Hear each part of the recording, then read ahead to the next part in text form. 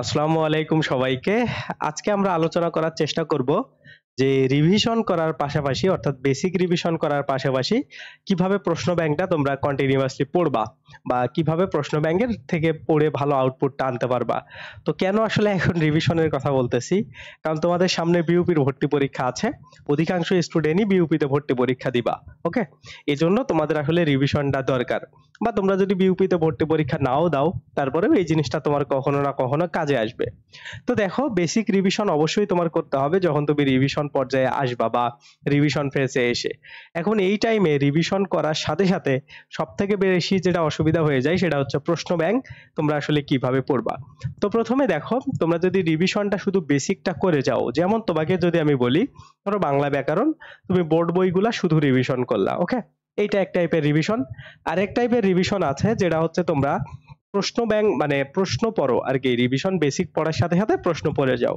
যেমন ধরো কারক তুমি পড়লা, এরপরে তুমি তোমার সহায়ক বই, যেমন তুমি অভিযাত্রী পড়তে পারো, আরো বিভিন্ন প্রকাশনীর জয়গোলের বই আছে ওইগুলা পড়তে পারো। তো এই বইগুলা শেষ থেকে বিগত সালের প্রশ্নগুলা দেখে নিলা। তো যদি তুমি শুধুমাত্র বেসিক গুলা পড়ো, মানে প্রশ্নগুলা যদি না পড়ো বিগত সালের অধ্যায়ের শেষে, তাইলে তোমার উচিত একটা প্রশ্ন ব্যাংকে মানে কন্টিনিউয়াসলি ধরে ধরে আগানো।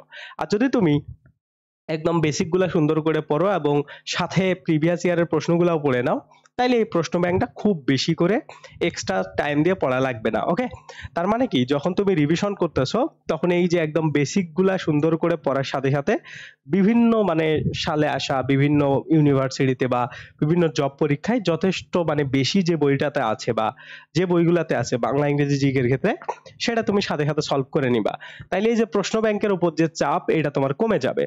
তখন শুধুমাত্র তোমার বিসিএস এর প্রশ্ন ব্যাংকটা পড়লেই মোটামুটি ভালো একটা আইডিয়া চলে আসবে। ওকে? আর একটা জিনিস এই জায়গাতে আবার একটা ব্যাপার আছে, সেটা হইলো যে যে বিশ্ববিদ্যালয়ে তুমি ভর্তি পরীক্ষা দিবা সেই বিশ্ববিদ্যালয়ের প্রশ্ন তুমি অন্য জায়গা থেকে সলভ করতেই পারো, মানে প্রতিদিন বেসিক সলভ করার সাথে সাথে করতেই পারো।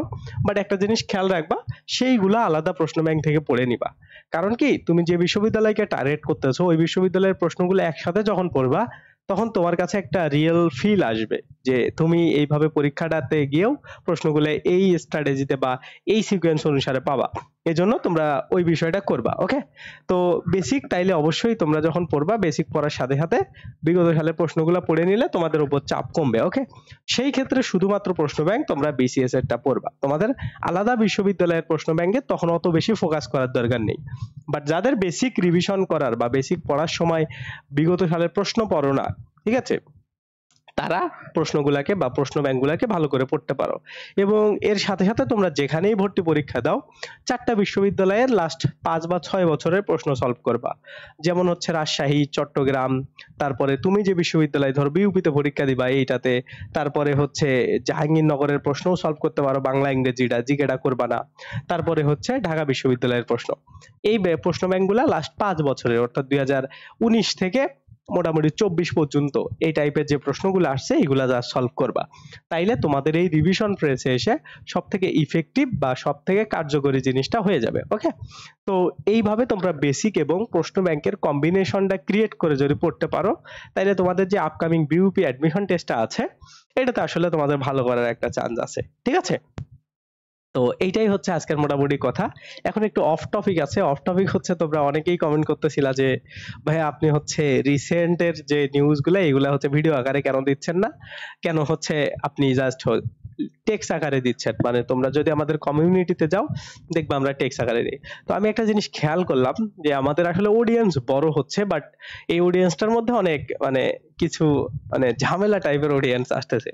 তো আমি চাচ্ছি যে আমি আসলে ওই টাইপের ভিডিওগুলো একটু কম বানাবো, মানে আগে যে এরকম আমরা যে চ্যানেলটা যে উদ্দেশ্যে শুরু করছিলাম, ঠিক আছে, যে আমরা তোমাদের জন্য একটা গাইডলাইন মূলক ভিডিও বানাবো বা তোমাদের টিপস এসব জিনিস নিয়ে, তো এইগুলা নিয়েই আমি আসলে ভিডিও বানাইতে কন্টিনিউ করব। যদিও এগুলা হচ্ছে ভিউজ কম আসবে, বাট আসলে ভিউজ কোনো ফ্যাক্টর না, কারণ এইটা তো আমি কখনো ক্যারিয়ার বানাচ্ছি না আমার। ওকে?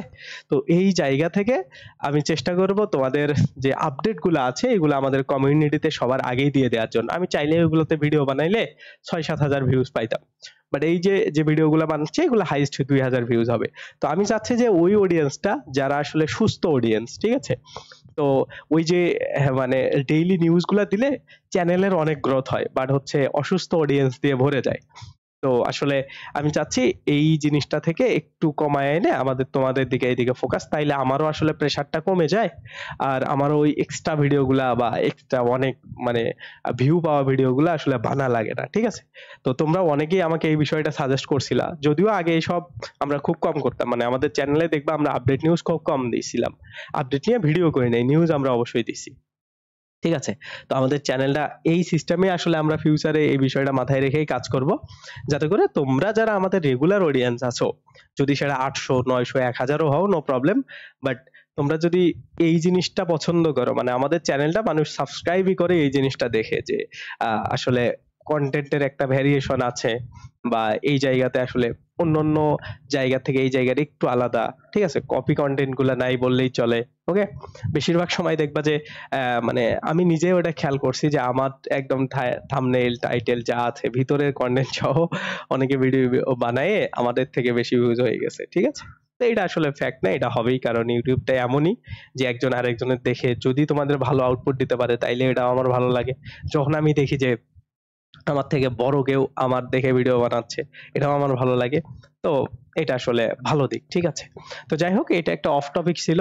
তোমরা এইভাবে পড়াশোনা করো, আমি ধীরে ধীরে তোমাদের কন্টেন্ট গুলাকে আরো গোছালো করবো। আর আরো একটা ঝামেলা হচ্ছে, আমি এই যে নির্ভর ডট নেট নিয়ে অনেক ঝামেলায় আছি, মানে ঝামেলা বলতে অনেক প্রেসারে আছি। ওকে, তো এই নির্ভর ডট নেট নিয়ে আমি অনেক বেশি কাজ করতেছি, কারণ এইটা এমন একটা এক্সাম প্ল্যাটফর্ম আমরা করতে যাচ্ছি যে এইখানে প্রশ্নের স্বচ্ছতা থাকবে, তারপরে এইখানে নিজের ইচ্ছা মতো হিউজ প্রশ্ন পরীক্ষা দেওয়া যাবে, আরো বিভিন্ন ভেরিয়েশন। তো এইখানে কাজ করার কারণে আসলে এই বিষয়গুলা নিয়ে ভিডিও বানাইলে আমার জন্য বেশি টাফ হয়ে যায়। এই জন্য রিসেন্ট টপিক গুলো নিয়ে, যেটা আর কি না হইলেই নয়, ধরো অড টপিক, সেইটা হিসাব আলাদা, বাট বেশিরভাগ ওইসব নিউজ আসলে আমি কভার করতে চাচ্ছি না, ঠিক আছে?